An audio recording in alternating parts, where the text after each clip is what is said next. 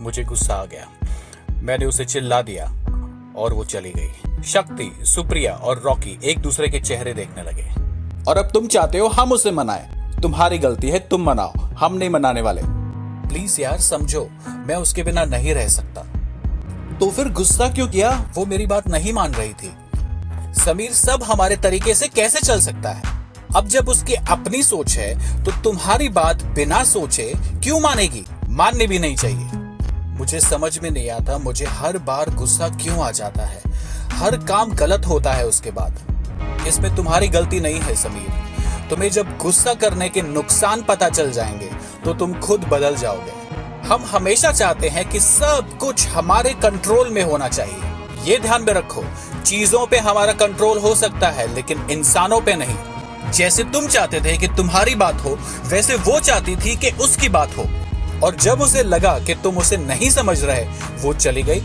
Relationship में हमेशा space होनी चाहिए समीर, घुटन नहीं। उसे स्पेस दे दी और वो चली गई तो डरो मत।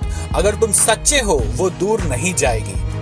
और अगर तुम सच्चे नहीं हो तो तुम्हें गलती की माफी मांग लेनी चाहिए। सॉरी बोलने से तुम छोटे नहीं हो जाओगे समीर। समीर और रॉकी दोनों की आंखें नम हो गई। समीर, हम हमेशा लोगों को लेबल करके रखते हैं और मानते हैं कि ये बंदा ऐसा ही होगा। हमारी इसी आदत की वजह से दुनिया में सबसे ज्यादा गलतफहमियां होती हैं। वो देश के लोग तो ऐसे ही होते हैं, वो धर्म के लोग ऐसा ही करते हैं, ये बाइक वाले तो ऐसे ही चलाते हैं, ये पॉलिटिकल पार्टी के लोग तो ऐसा ही सोचते हैं। मुझे समझ में नहीं आता हम किसी के व्यक्तित्व को सिर्फ एक शब्द में कैसे बांध सकते हैं, जैसे उसके सोच की कोई वैल्यू ही नहीं। हर किसी को अपनी बात रखने का हक होता है समीर। तुम अपनी सोचो, वो अपनी सोचेगा। तुम उसकी सोचो, वो तुम्हारी सोचेगा। वो बंदर और टोपी वाले की कहानी नहीं सुनी तुमने?